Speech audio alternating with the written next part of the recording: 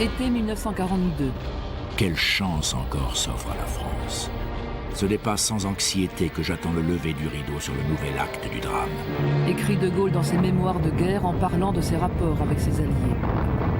Roosevelt voit en lui un dictateur en puissance et Churchill s'irrite de ses prétentions. J'étais extrêmement monté contre de Gaulle à cette époque. Un débarquement se prépare en terre française d'Afrique du Nord. De Gaulle n'en sera pas informé. 10 ans après, ils se souviennent.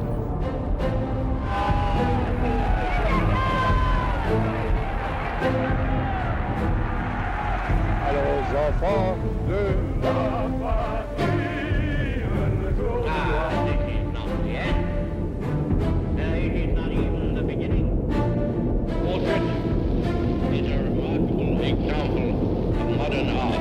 Moi, général de Gaulle, j'entreprends ici.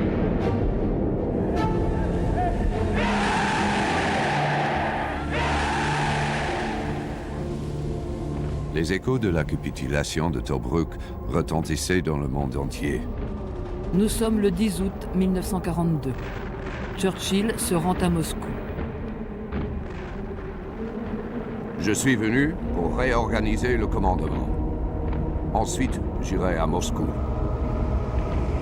Je réfléchissais à la mission qui m'emmenait dans ce sinistre et lugubre état bolchevique. Jadis, j'avais essayé de toutes mes forces de l'étrangler à sa naissance. Et jusqu'à l'apparition de Hitler, je l'avais considéré comme l'ennemi mortel de la liberté et de la civilisation. Quel était mon devoir maintenant? Que fallait-il dire à ces dirigeants? Staline souhaite un débarquement en Europe pour soulager son armée de la pression allemande. Churchill lui annonce son report et le débarquement prochain des Alliés en Afrique du Nord. Je me mis alors à expliquer l'opération Torch dans le détail. Staline manifesta un intérêt intense. Nous nous groupâmes alors autour d'un énorme globe terrestre et j'expliquais les immenses avantages que nous obtiendrions en chassant les ennemis de la Méditerranée. Sa première question fut pour s'enquérir de ce qui se passerait en Espagne et dans la France de Vichy. La France est très abattue et nous désirons lui redonner courage.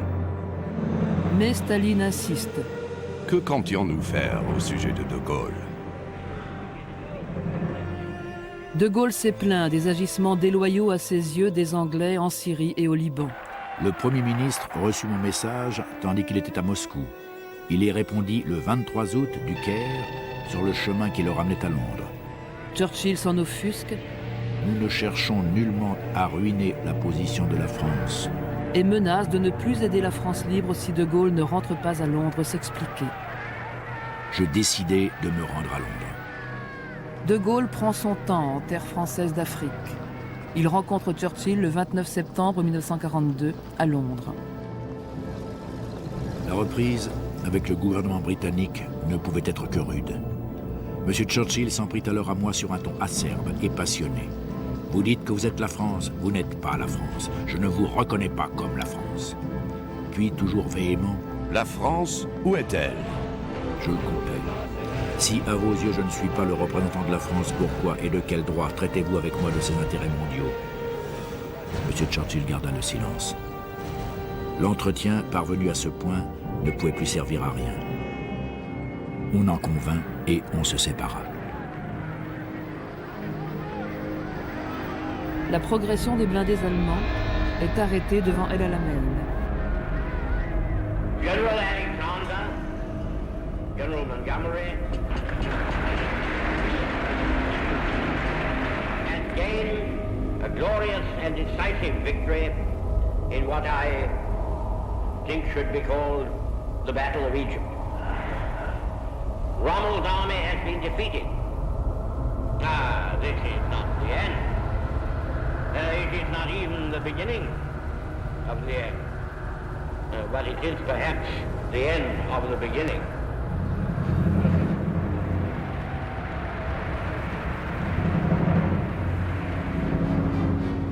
À la veille du débarquement d'Afrique du Nord, Roosevelt s'adresse à Pétain. Voulez-vous me permettre de vous dire que le message proposé pour Pétain me paraît trop aimable? Il s'adressait au maréchal Pétain en l'appelant mon cher vieil ami et invoquait les gloires un peu surannées du Verdun de 1916. Je pensais que ce serait la goutte d'eau qui ferait déborder le vase pour les gaullistes. Il me faudra expliquer Torch à De Gaulle dans les 24 heures qui précéderont le jour J. Je suis sûr que l'on peut faire confiance à son honneur de soldat. Roosevelt refuse. Je ne m'opposais pas à cette décision. J'étais pleinement conscient des liens qui unissaient les Britanniques au général de Gaulle et de la gravité de l'affront que nous allions lui infliger en le tenant délibérément à l'écart de toute participation à l'entreprise.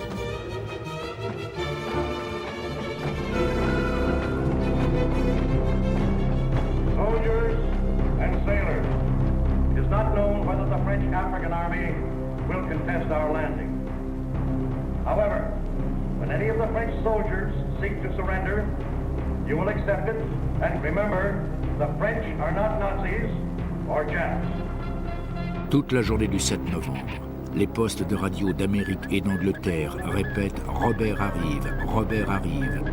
À les entendre, je ne doute pas que ce Robert, prénom de Murphy, soit le terme convenu pour désigner la force américaine à ceux des Français d'Afrique dont on s'est ménagé l'appui. C'est donc que le débarquement commence.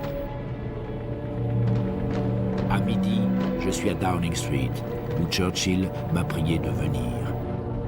Nous avons été, déclare M. Churchill, contraints d'en passer par là. Soyez assurés cependant que nous ne renonçons aucunement à nos accords avec vous. Pour atténuer quelque peu l'affront ainsi fait à sa personne et à son mouvement, je fis en sorte que lui fût remise l'administration de Madagascar. Nous avions gardé la chose en réserve comme fiche de consolation. Au fait, saviez-vous que Darlan était à Alger? L'amiral Darlan, haut dignitaire en provenance de Vichy.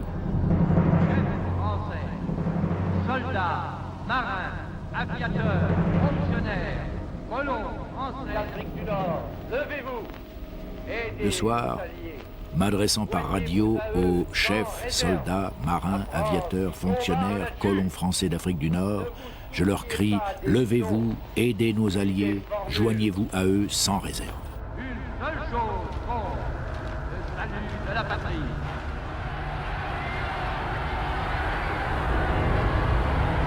Le 10 novembre, Darlan est nommé haut-commissaire pour l'Afrique du Nord.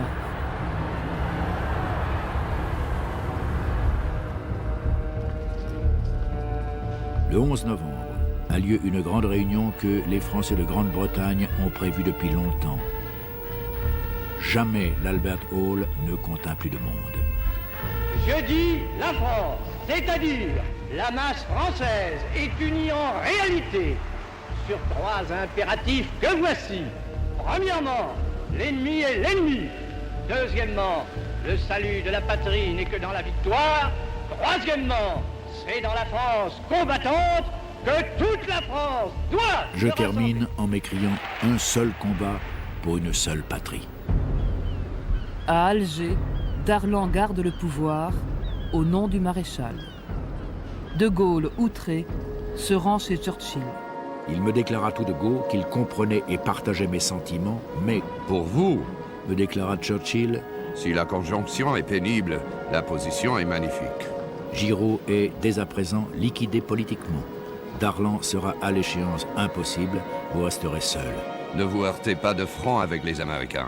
Patientez, ils viendront à vous, car il n'y a pas d'alternative.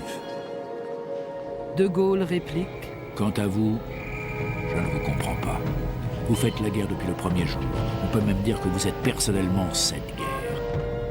À l'heure qu'il est, jamais encore un soldat de Roosevelt n'a rencontré un soldat d'Hitler, tandis que depuis 3 ans, vos hommes se battent sous toutes les latitudes. Cependant, vous laissez l'Amérique prendre la direction du conflit. Or, c'est à vous de l'exercer, tout au moins dans le domaine moral. Faites-le. Le gouvernement de Sa Majesté a des obligations bien définies et solennelles envers de Gaulle. Nous devons veiller à ce qu'il soit traité équitablement. lettre de Churchill à Roosevelt. Le 25 novembre, Les forces allemandes déferlent sur la zone libre. Vichy interdit qu'on leur résiste. L'armée de l'armistice doit déposer les armes en attendant qu'on la démobilise. le 26 novembre, la flotte se saborde à Toulon.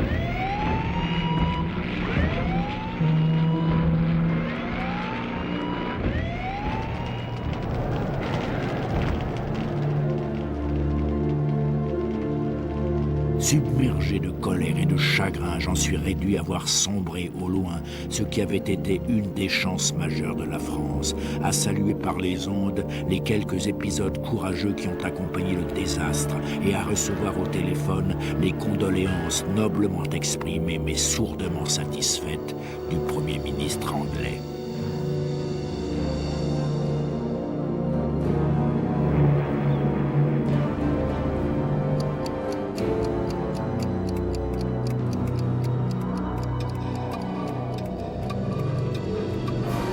Darlan est assassiné le 24 décembre. De Gaulle l'apprend le jour même, de retour d'une inspection. Pour l'unité française, la disparition de Darlan comportait de grandes conséquences.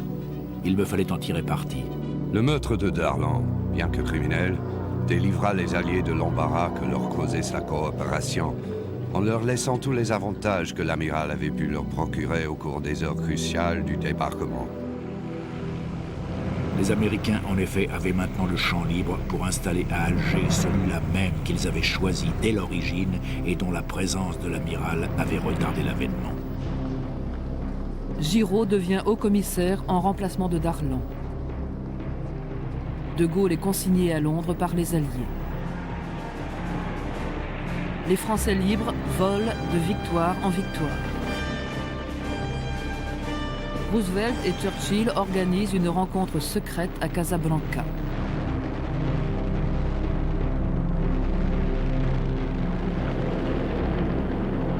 Notre rencontre fut extrêmement chaleureuse et amicale. J'éprouvais un immense plaisir à voir mon grand ami sur ce sol conquis ou libéré dont nous avions réussi à prendre possession. Il fut ensuite question du général de Gaulle. Je désirais vivement qu'il vînt. S'il me fallait me rendre à Anfa pour figurer dans une compétition à titre de poulain des Britanniques, tandis que les Américains y engageraient le leur, ce serait là une comédie inconvenante, voire dangereuse. Churchill veut clarifier le rôle de Gaulle et l'invite à rencontrer Giraud. Mais tandis que j'attendais un geste de M. Roosevelt, ce fut M. Churchill qui soudain se manifesta. Le 17 janvier, M. Eden me remettait un télégramme que le Premier ministre m'avait adressé du Maroc. M. Churchill me demandait de venir l'y rejoindre. Mais de Gaulle le prit de très haut et refusa à plusieurs reprises. Celui-ci, mortifié devant mon refus, et d'autant plus qu'il l'avait essuyé devant les Américains, m'adjurait de reconsidérer la question. Je chargeai alors Eden d'exercer sur lui la pression la plus forte, allant jusqu'à le prévenir que, s'il maintenait son refus, nous insisterions pour le faire remplacer à la tête du Comité français de libération. Je suis autorisé à déclarer que l'invitation que vous a été faite de venir ici émanait du président des États-Unis aussi bien que de moi. Les conséquences de votre refus, si vous le mainteniez, seraient à mon avis très défavorables, tant pour vous-même que pour votre... Le 22 janvier, De Gaulle arrive au Maroc. De Gaulle arriva enfin le 22 janvier et fut conduit à sa villa, voisine de celle de Giraud. Aucune troupe ne rendait les honneurs. Mais des sentinelles américaines gardaient autour de nous un large périmètre. Un réseau de barbelés encerclait la conférence. Bref, c'était la captivité. J'eus un entretien glacial avec lui. Et je lui fis très clairement comprendre que nous n'hésiterions pas à le briser s'il persistait à être un obstacle. Il se montra fort guindé, puis sortit de la villa et traversa le petit jardin, la tête haute. Les Alliés souhaitent le partage du pouvoir entre Giraud et De Gaulle, ce que De Gaulle refuse. Roosevelt et De Gaulle se rencontrent pour la première fois. Les plus hautes ambitions possédait Franklin Roosevelt. Son intelligence, son savoir, son audace lui ont donné la faculté. L'État puissant dont il était le chef lui en procurait les moyens. La guerre lui en offrait l'occasion. Le président fut séduit par son regard plein d'âme, mais il n'y avait pas grand-chose à faire pour les mettre d'accord. Finalement, dans la matinée du 24, nous nous rendîmes à la conférence de presse. Iriez-vous, s'écria le président jusqu'à serrer la main du général Giraud, en notre présence et devant l'objectif? Ma réponse fut « I shall do that for you ». Nous les obligeâmes à se serrer la main en public, devant tous les journalistes et les photographes. Les 4 acteurs arborèrent le sourire. Les gestes convenus furent faits. Tout allait bien. Ils s'exécutèrent, et l'on ne peut regarder sans rire les images qui fixent cet événement, même en les replaçant dans le cadre de cette époque tragique.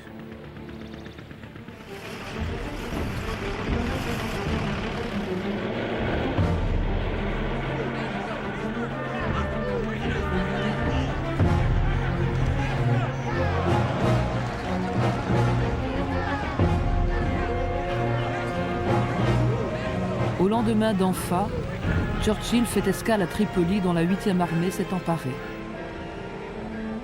Lettre de Churchill à Roosevelt. Nous non plus, nous n'avons pas apprécié ce qu'a dit De Gaulle lors de sa conférence de presse du 9 février. Je suis en train d'exercer une forte pression pour que De Gaulle soit dilué au sein de son comité. De Gaulle a complètement laissé passer sa chance en Afrique du Nord.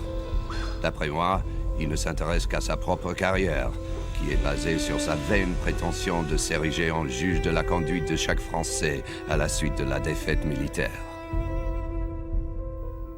Je demande à mes collègues d'examiner d'urgence la question de savoir si nous ne devrions pas dès maintenant éliminer De Gaulle en tant que force politique.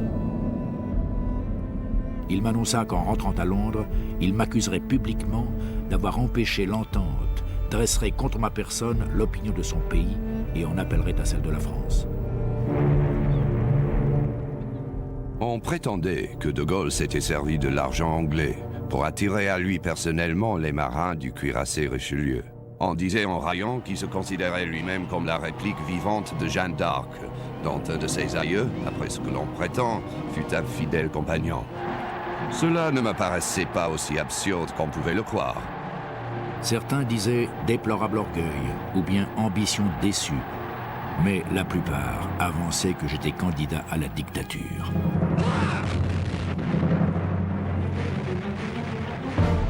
La 8e armée franchit la frontière tunisienne, accompagnée des 3500 Français libres du général Leclerc, venus du Tchad. Les troupes du général Juin jouent un rôle décisif dans les combats. De Gaulle, lui, est consigné à Londres.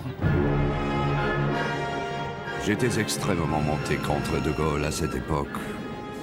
Le 4 mai, Churchill est à Washington. Le sort de Gaulle se joue là-bas. Je dois maintenant vous avertir solennellement que la question de Gaulle a pris ici un tour extrêmement grave. Il ne se passe pas de jour que le président ne m'en parle. Bien qu'il le fasse très amicalement et souvent sur le ton de la plaisanterie, je suis sûr que l'affaire lui tient très à cœur. Le président m'a même laissé entendre que Giraud risquait d'être assassiné par des gaullistes. Il est vrai qu'il ne m'a fourni aucune preuve à l'appui de cette assertion. À ce stade, il s'en fallut de très peu que nous nous rompions avec cet homme si difficile. Pourtant, le temps et la patience permirent d'arriver à des solutions acceptables. À Washington, Churchill veut convaincre Roosevelt d'envahir la Sicile.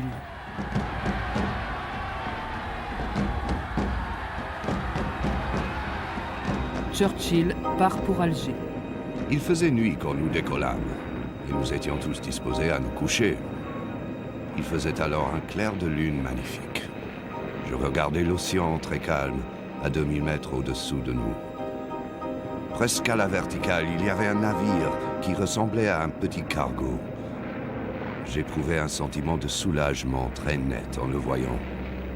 Nanti de cette illusion rassurante, je regagnai mon lit et dormis presque jusqu'à l'aube. Les 8 jours que je passais alors, à Alger et à Tunis, sont mes plus agréables souvenirs de la guerre.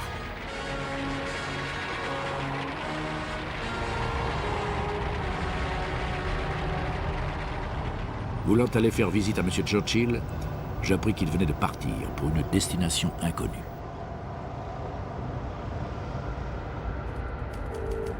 Les relations du gouvernement britannique avec De Gaulle s'altérèrent au cours de l'été de 1943.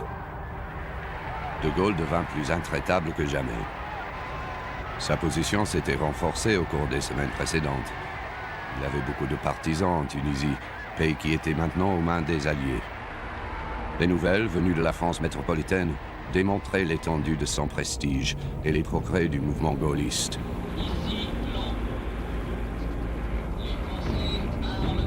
C'est dans ces circonstances que Giraud accepta de rencontrer son rival en Afrique du Nord.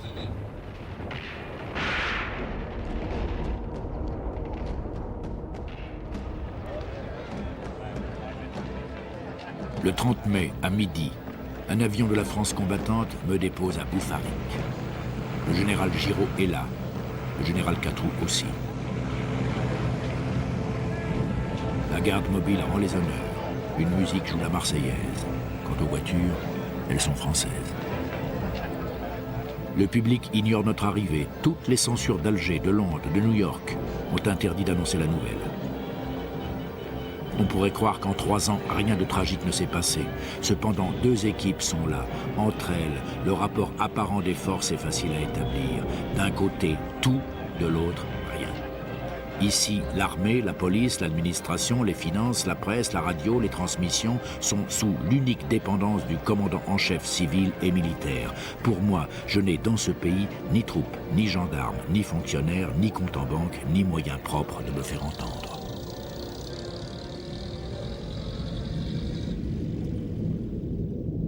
À peine avais-je, le 30 mai, atterri à Boufarik, j'apprenais que M. Churchill, rejoint ensuite par M. Eden, était arrivé lui-même en grand mystère. Au cours des 2 journées suivantes, nous nous rendîmes en avion et en voiture dans quelques endroits splendides, devenus historiques après les batailles des mois précédents. Il y avait dans l'air une ambiance de victoire. L'ennemi avait été chassé de toute l'Afrique du Nord. Je parlais devant plusieurs milliers de soldats à Carthagène, dans les ruines d'un immense amphithéâtre.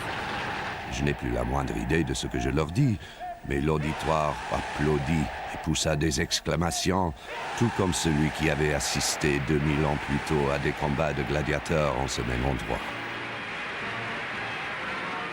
Nous avons eu à déjeuner tous les membres du comité français, qui paraissaient très cordiaux. Si De Gaulle veut se montrer violent et déraisonnable, il sera mis en minorité par 5 voix contre 2, et risque même de se montrer complètement isolé. Comme je lui marquais ce que sa présence pendant ces journées et dans ces conditions avait pour nous d'insolite, il protesta qu'il n'essayait nullement de se mêler des affaires françaises. Churchill rajoute: Nous aurions eu des mesures à prendre s'il s'était produit ici quelques brutales secousses. Par exemple, si d'un seul coup, vous aviez dévoré Giraud. La préparation du débarquement de Sicile constituait l'arrière-plan de la querelle avec De Gaulle. Nous n'avions pas été invités à prendre part à l'opération. La raison qu'on nous en donnait était l'insuffisance d'armement de nos unités.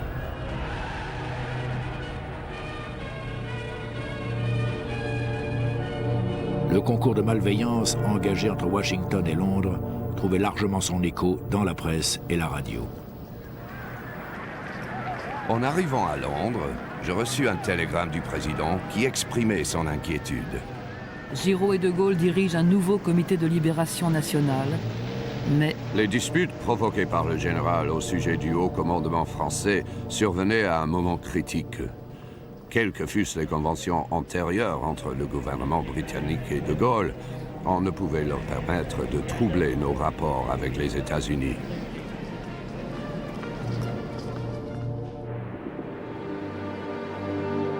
Ces pages contiennent au sujet du général De Gaulle plusieurs jugements sévères. Il est certain que j'eus des heurts très violents et des difficultés continuelles avec lui. Je savais qu'il n'était pas un ami de l'Angleterre. Mais j'ai toujours retrouvé en lui l'esprit et les conceptions que le mot France évoquera éternellement tout au long des pages de l'histoire. Je comprenais et j'admirais, tout en m'en irritant, son attitude arrogante. Il était là, réfugié, exilé, condamné à mort. Les Allemands avaient conquis sa patrie. Il n'avait pas un coin de terre où poser solidement le pied. N'importe, il bravait le monde entier.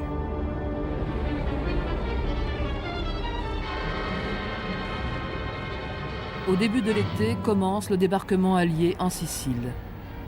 Mais à Alger, Roosevelt l'avait prévu, De Gaulle et Giraud se battent pour le pouvoir. De Gaulle parle d'exclure ceux qui ont collaboré avec Vichy. Il était donc inévitable que Giraud se trouvât peu à peu isolé et refoulé, jusqu'au jour où, enfermé dans des limites qu'il n'acceptait pas, et d'autre part, privé des appuis extérieurs qui étaient cause de son vertige, il se jetterait dans la retraite. Quant à moi, ce n'est pas sans chagrin que je me trouvais aux prises avec cette pénible affaire. Le long de la route qui menait à l'unité du pays, j'ai rencontré maintes fois de ces questions de personnes où les devoirs de la charge dépassent mais blessent les sentiments. Giraud se rend alors aux États-Unis et à Londres. À la presse de Londres, il affirma « Personne n'a le droit de parler au nom de la France ». Au total, chez les Alliés, les gens responsables ou non qui avaient vu et entendu le général Giraud en tirèrent l'impression que, si sa personne et sa carrière méritaient le respect, il n'était pas fait pour diriger son pays en guerre.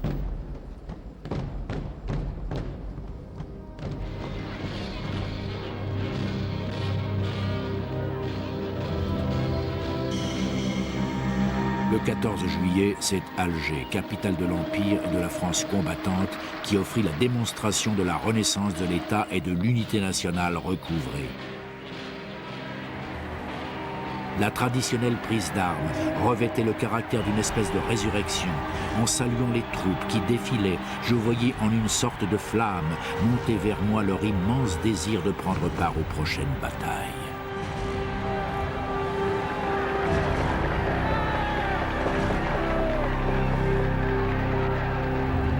Le 8 juillet, Jean Moulin, arrêté par les Allemands, meurt sous la torture.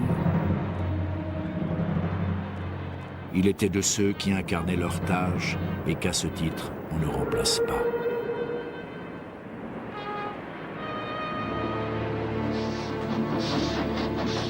Au Québec, le débarquement allié se discute entre Churchill et Roosevelt. Le 31 juillet, le Comité national a décidé que De Gaulle présidera seul les séances. Churchill réagit.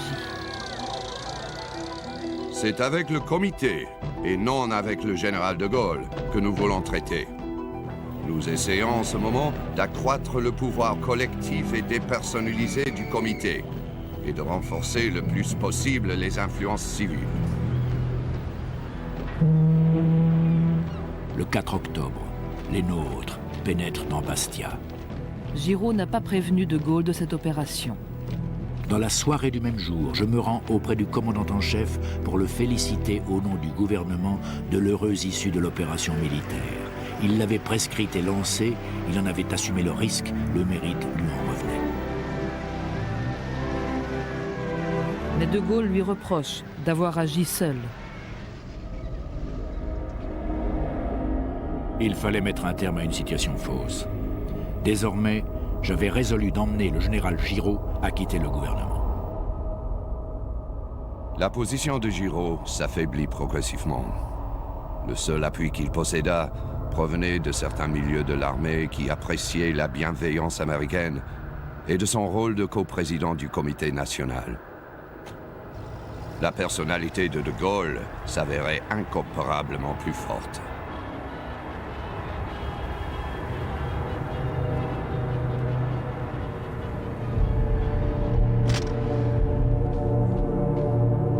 Le 3 novembre, De Gaulle préside désormais seul les débats de l'Assemblée consultative à Alger. Je ne suis pas du tout satisfait des changements survenus dans le Comité national français et qui laissent la présidence au seul De Gaulle. De Gaulle ne voulait pas accepter Giraud comme commandant supérieur de forces françaises. Giraud désirait conserver indemne l'armée française de l'Afrique du Nord et la mettre à l'abri de l'influence des Français libres. Depuis le 9 septembre, les troupes alliées se battent en Italie. L'hiver approche. Tout annonce qu'il sera le dernier avant que les armes décident. Mais quel pouvoir va demain s'établir à Paris? Ce pouvoir, que fera-t-il? Le débarquement doit être au centre de la conférence du Caire et de Téhéran entre Churchill et Roosevelt. Nous-mêmes avions été tenus en dehors de l'affaire au point que Churchill et Roosevelt, passant l'un par le ciel, l'autre au large de ses côtes pour gagner le Caire et Téhéran, s'étaient gardés de prendre contact avec nous. Churchill redoute un débarquement allié en Europe par crainte de la perte de trop nombreuses vies humaines. Non, c'est en France qu'il fallait chercher la décision. En France, c'est-à-dire sur un sol favorable aux opérations rapides, à proximité des bases aériennes et navales, et où la résistance mettrait dans le jeu allié un atout de premier ordre.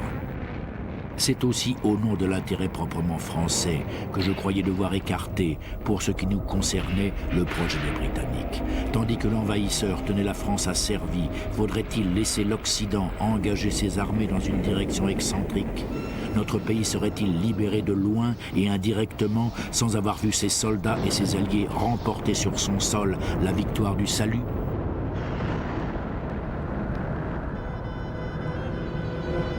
À Téhéran, Roosevelt et Staline imposent à Churchill le débarquement en Europe. Mais celui-ci se bat contre leur mépris envers la France. J'ai fréquemment répété que l'intérêt majeur de la Grande-Bretagne est d'avoir une France forte après la guerre, et je n'hésiterai pas à défendre cette opinion. Selon Roosevelt, après la guerre, Russie, Grande-Bretagne et États-Unis se partageront seuls l'Europe. Je terminais en déclarant que si nous étions tous d'excellents amis, il serait vain de nous leurrer en pensant que nous considérions toutes les questions d'un même œil. Il y fallait du temps et de la patience.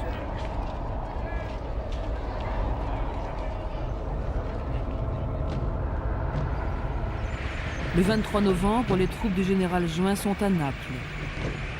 À mesure que grandissait cette participation militaire, nous parlions plus haut dans le domaine politique. Il le fallait d'ailleurs.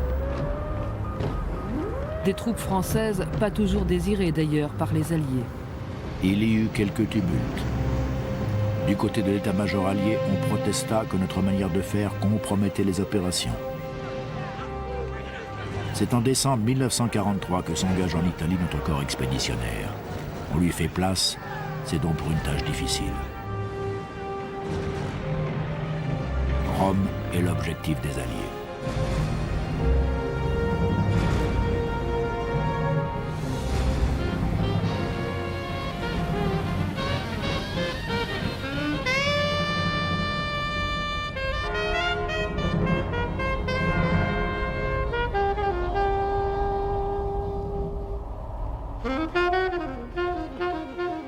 Ma santé avait laissé beaucoup à désirer pendant tous ces voyages et ces conférences. Je décidai de faire encore un effort pour reprendre des relations amicales avec De Gaulle avant de regagner Londres. Monsieur Duff Cooper vint me dire « Churchill, comme vous le savez, est tombé malade à Tunis en revenant de Téhéran. On l'a depuis transporté à Marrakech. Il souhaiterait beaucoup vous voir. » Le général estima évidemment que mon invitation ne lui parvenait pas assez longtemps à l'avance.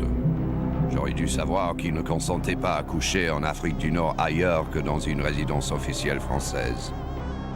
Néanmoins, eu égard à la personne et aux circonstances, j'allais le 12 janvier déjeuner avec M. Churchill.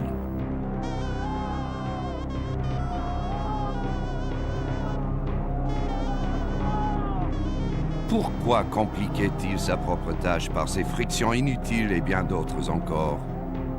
Pourquoi essayait-il constamment d'offenser ces puissants gouvernements, sans le concours desquels il ne pouvait pas vivre? De la meilleure humeur, je répondis à M. Churchill que l'intérêt porté par lui et par Roosevelt à nos affaires intérieures était à mes yeux la preuve du redressement de la France. Pour la foule de Marrakech, comme pour celle qui partout ailleurs regarderait les images sans connaître l'envers du décor, Churchill et De Gaulle apparaissant côte à côte signifiait que bientôt les armées alliées marcheraient ensemble à la victoire et que c'était là l'essentiel. Je le dis au Premier ministre et nous convînmes qu'après tout, c'est la foule qui avait raison. De Gaulle rejoint Alger, Winston Churchill, Londres. Il m'a toujours semblé que je comprenais l'âme de la France. Aussi étais-je fort inquiet de la violente hostilité manifestée par le président Roosevelt à De Gaulle. Ne se rendait-il pas compte des difficultés qui se créaient aux États-Unis? Que le président était très monté contre lui? Combien nous dépendions de l'aide et du bon vouloir des Américains?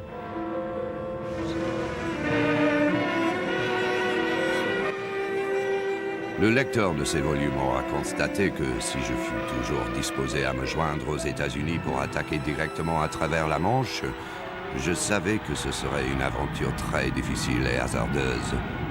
L'effroyable prix en vie et en sang qu'avaient coûté les grands offensifs de la Première Guerre mondiale restaient gravés dans ma mémoire. Le 30 janvier, De Gaulle se rend à la conférence de Brazzaville.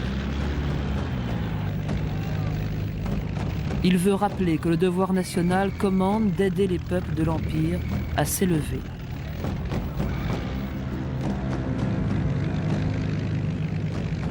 Brazzaville me fait un accueil émouvant, marquant sa fierté d'avoir dans les pires années servi de refuge à la souveraineté de la France. Mais en même temps, un frisson d'espérance et de libération humaine faisait frémir les Africains. Le drame qui ébranlait le monde, l'épopée quelque peu merveilleuse que les gaullistes avaient entreprise sur leur propre continent, le spectacle des efforts que suscitait la guerre et qui modifiait les conditions de leur existence, faisait que dans les cases et les campements, dans la savane et la forêt, dans le désert et au bord des fleuves, des millions d'hommes noirs, jusqu'alors courbés sous une misère millénaire, levaient la tête et interrogeaient leur destin.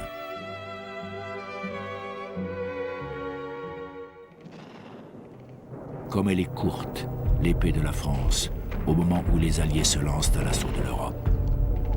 Jamais encore notre pays n'a, en une si grave occasion, été réduit à des forces relativement aussi limitées. Vous pouvez annoncer en privé au général de Gaulle que je suis très favorable à l'idée de faire combattre la division Leclerc avec nous dans la grande bataille qui s'engagera ici. Il paraissait à la fois souhaitable et correct qu'une division française débarquât dès le début de l'entreprise, pour que l'on pût annoncer au peuple de France que ses soldats combattaient de nouveau sur le sol natal. La deuxième division blindée, commandée par le général Leclerc, avait eu une carrière longue et distinguée en Afrique du Nord, et dès le 10 mars, j'avais dit à De Gaulle que j'espérais l'avoir à nos côtés dans la grande bataille. Mais les chefs d'état-major signalèrent le 4 avril qu'il allait manquer environ 2000 véhicules. La division Leclerc est transportée en Angleterre, mais ne débarquera que le 1er août 1944 sur le sol français.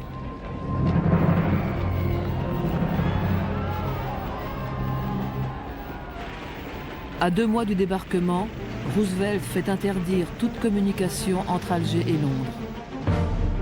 De Gaulle ne doit rien savoir du débarquement allié en France. Cette précaution, prise unilatéralement par les anglo-saxons vis-à-vis des Français, dont les forces allaient, tout comme les leurs, jouer un rôle essentiel dans les opérations et dont le territoire serait le théâtre de la bataille, me fit l'effet d'un outrage. Les troupes du général Juin se distinguent dans la conquête du Mont-Cassin en mai 1944, mais De Gaulle n'est toujours pas reconnu comme chef du gouvernement de la France bientôt libérée. À entendre M. Churchill, on devait se convaincre, si ce n'était déjà fait, que pour le président des États-Unis et le Premier ministre britannique, la France était un domaine où leur choix devait s'imposer et que leur grief principal à l'encontre du général de Gaulle, c'est qu'ils ne l'admettaient pas. Le comité de Gaulle a décidé à une large majorité que le général devait accepter mon invitation à venir ici. Il a ronchonné et grommelé, mais Massigli et divers autres ont menacé de démissionner s'il ne s'exécutait pas. Nous l'attendons à J-1. Je ne m'attends pas à ce que l'on puisse faire grand-chose avec De Gaulle. Je ne sais pas jusqu'à quel point je peux compter sur une France gaulliste. Le 2 juin, un message de Churchill me demande de venir d'urgence en Angleterre. Il m'a gracieusement envoyé son avion personnel. Je pars le lendemain. Le 3 juin, le Comité de libération nationale devient le gouvernement de la République française. Le fait essentiel pour nous, c'est la reconnaissance par le peuple français, et c'est là maintenant un fait accompli. En ce qui concerne l'attribution et l'exercice de l'administration française en territoire métropolitain occupé, il n'y a non plus aucune question, nous sommes l'administration française. Nous débarquons près de Londres le 4 juin au matin pour être aussitôt saisis par l'engrenage des événements. Une lettre de M. Churchill, qui m'est remise à l'arrivée, me prie de le rejoindre dans le train où, idée originale, il s'est installé quelque part près de Portsmouth en attendant le jour et l'heure. Mon cher général de Gaulle, Mon cher bienvenue général de Gaulle, sur ces rivages. bienvenue sur ces rivages. De très grands événements militaires vont avoir lieu. Si vous pouvez être ici pour 13h30, je serai heureux de vous offrir à déjeuner. L'histoire de nos deux pays exigeait, j'en avais le sentiment, que la libération de la France ne fût pas entreprise par les Britanniques et les Américains sans que les Français en fussent informés.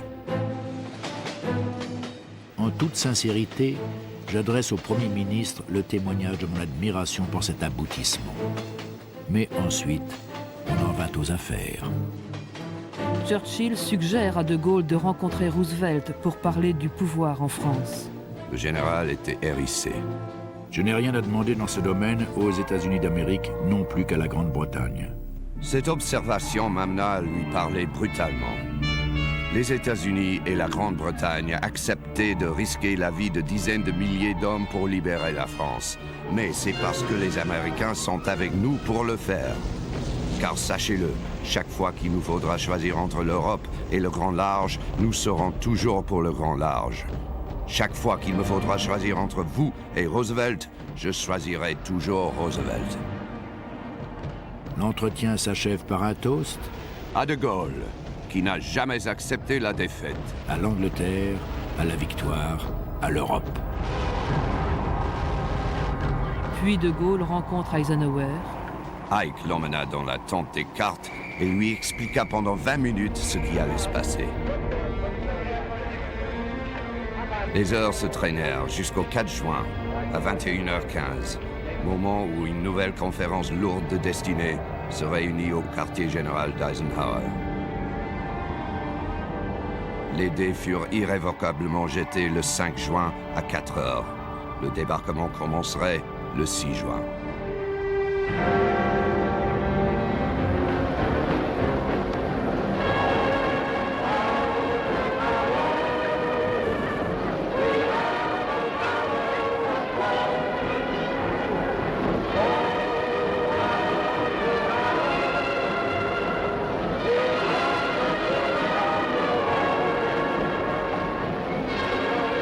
Ladies and gentlemen, you've all heard the great news of our invasion, which is going where sure to lead us on to victory.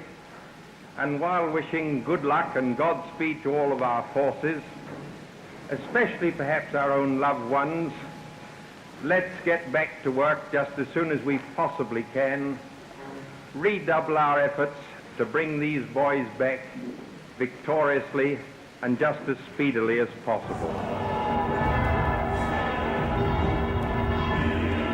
En fin d'après-midi, De Gaulle s'adresse aux Français. La bataille suprême est engagée. Après tant de combats, de fureur, de douleur, voici venu le choc décisif. Le choc tant espéré. Bien entendu, c'est la bataille de France et c'est la bataille de la France. Pour les fils de France, où qu'ils soient, quels qu'ils soient, le devoir simple et sacré est de combattre l'ennemi par tous les moyens dont il dispose. Derrière le nuage si lourd de notre sang et de nos larmes, voici que reparaît le soleil de notre grandeur. Le jour même, Churchill annonce aux communes le débarquement ainsi que l'entrée des Alliés dans Rome. Pendant les quelques jours que je passe en Angleterre, les nouvelles de la bataille sont bonnes.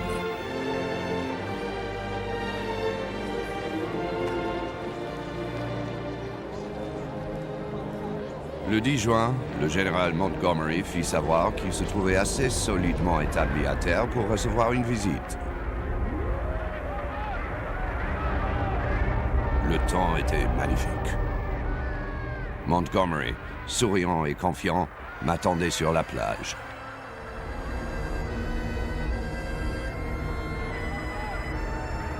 Nous avançâmes à travers notre domaine normand, encore exigu mais remarquablement fertile, ravis de constater la prospérité de la campagne. Les prés étaient remplis de superbes vaches rouges et blanches qui se chauffaient ou se promenaient majestueusement au soleil. Le jour même, j'écrivis au président Roosevelt: « J'ai passé une bien belle journée lundi, sur les plages et à l'intérieur des terres. » La presse reproche à Churchill de ne pas avoir amené De Gaulle avec lui en France. Depuis plusieurs jours, j'étais prêt à ce voyage. Mais les Alliés ne s'empressaient pas de me le faciliter.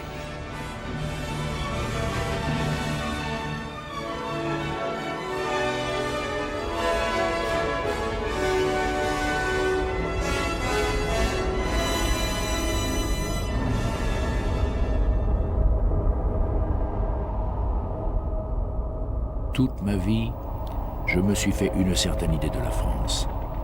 Le sentiment me l'inspire aussi bien que la raison. Ce qu'il y a en moi d'affectif imagine naturellement la France, telle la princesse des contes ou la Madone aux fresques des murs, comme vouée à une destinée éminente et exceptionnelle. J'ai d'instinct l'impression que la Providence l'a créée pour des succès achevés ou des malheurs exemplaires. S'il advient que la médiocrité marque pourtant ses faits et gestes, j'en éprouve la sensation d'une absurde anomalie, imputable aux fautes des Français, non au génie de la patrie. Bref, à mon sens, la France ne peut être la France sans la grandeur. Nous allons à pied, de rue en rue. À la vue du général de Gaulle, une espèce de stupeur saisit les habitants, qui ensuite éclatent en vivats ou bien fondent en larmes. Sortant des maisons, ils me font cortège au milieu d'une extraordinaire émotion. Les enfants m'entourent, les femmes sourient, sanglotent, les hommes me tendent les mains. Nous allons ainsi tous ensemble, bouleversés et fraternels, sentant la joie, la fierté, l'espérance nationale remonter du fond des abîmes.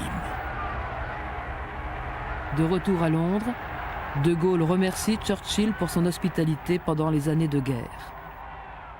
Monsieur le Premier ministre, je tiens à vous exprimer mes très sincères remerciements pour l'accueil qui m'a été réservé par le gouvernement de Sa Majesté britannique.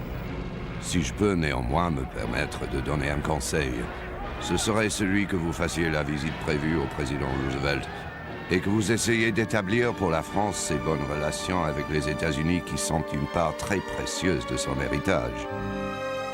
Je débarque à Washington le 6 juillet dans l'après-midi. Au seuil de la Maison-Blanche, Franklin Roosevelt m'accueille, tout sourire et cordialité.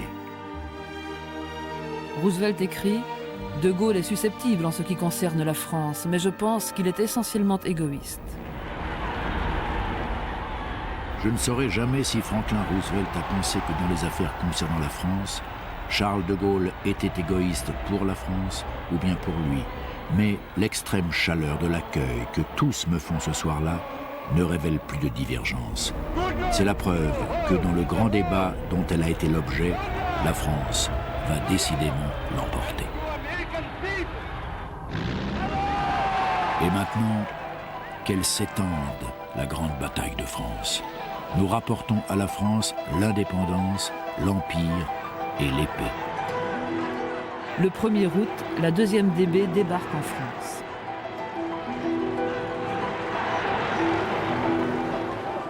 Paris est libéré le 25 août 1944. Paris, depuis plus de 4 ans, était le remords du monde libre. Soudain, il en devient l'aimant. Paris outragé, Paris brisé, Paris... Vers la France libérée, tous les États portaient leur regard. Cette nation que depuis tant de siècles on voyait à la première place, qui hier s'était effondrée dans un désastre invraisemblable, mais pour qui certains de ses fils n'avaient pas cessé de combattre, qui aujourd'hui se déclarait souveraine et belligérante, dans quel état reparaissait-elle? Quelle route allait-elle prendre? À quel rang la reverrait-on? Je fus frappé par le respect, voire la crainte qu'une demi-douzaine de généraux de haut grade témoignaient à l'égard de Gaulle, bien qu'il n'eût qu'une étoile sur son uniforme, alors qu'ils en avaient des quantités. J'ai été accueilli de façon merveilleuse par un demi-million de Français sur les Champs-Élysées. J'ai rétabli des rapports personnels amicaux avec De Gaulle. La fameuse avenue des Champs-Élysées était remplie d'une foule compacte et bordée de troupes sur toute sa longueur. Les fenêtres étaient garnies de spectateurs et entourées de drapeaux. D'une façon générale, j'ai eu l'impression de me trouver devant un gouvernement organisé, appuyé sur une large base et qui prend rapidement de la force. Après le repas, Winston Churchill me dit avoir été profondément touché de ce qu'il venait de voir et d'entendre. « Voudriez-vous m'indiquer, demandai-je, ce qui vous a le plus frappé ?»« Ah, répondit-il, c'est l'unanimité. » Après de tels événements, où nous avons été, vous et moi, si attaqués et outragés en France par tant d'écrits et de paroles, j'ai constaté que seul l'enthousiasme se levait à notre passage. C'est donc au fond de son âme, le peuple français était avec vous qu'il avait servi, et avec moi qui vous y ai aidé.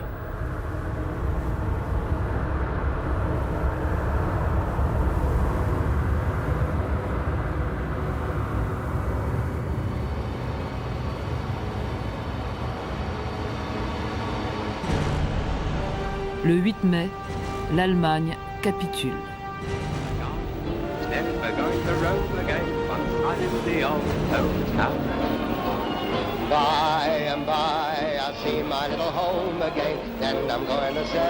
À la lueur des événements ultérieurs, j'ai tenu à atténuer la rigueur de nombreux jugements portés dans le feu de certaines discussions. Ce n'est pas sans peine que j'ai dû faire état de ces divergences qui m'ont opposé à tant d'hommes que j'aimais ou respectais. Churchill est battu aux élections de juillet 1945. Il va entreprendre la rédaction de ses mémoires, 12 volumes écrits au cours de ses nombreux voyages, aidés par de nombreuses secrétaires. Il ne me reste qu'à exprimer au peuple britannique que j'ai représenté au cours de ces années périlleuses ma profonde gratitude pour l'appui inflexible, inébranlable qu'il m'a apporté tout au long de ma tâche. Ces 4 dernières années, j'ai eu bien des difficultés avec le général de Gaulle, mais je n'oublierai jamais qu'il a été le premier Français éminent à se dresser contre l'ennemi commun, en un temps où son pays paraissait anéanti et le nôtre semblait promis à un sort identique.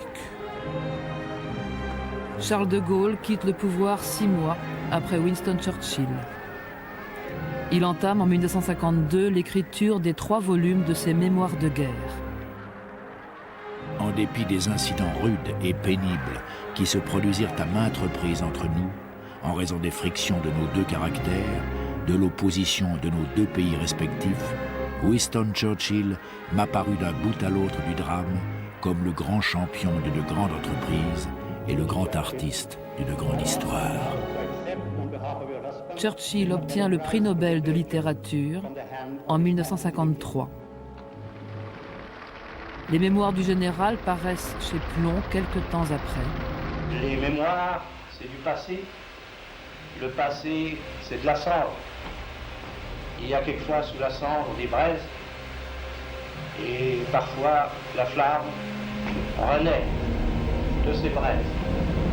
De Gaulle retrouve le pouvoir en 1958. Il décerne à Churchill la Croix de la Libération. Dans 1000 ans, la France, qui a quelques expériences des combats, des labeurs et des souffrances, n'aura pas oublié ce qui fut accompli dans cette guerre, à force de combats, de labeurs et de souffrances, par le noble peuple que le très honorable M. Winston Churchill entraîne avec lui vers les sommets d'une des plus grandes gloires du monde.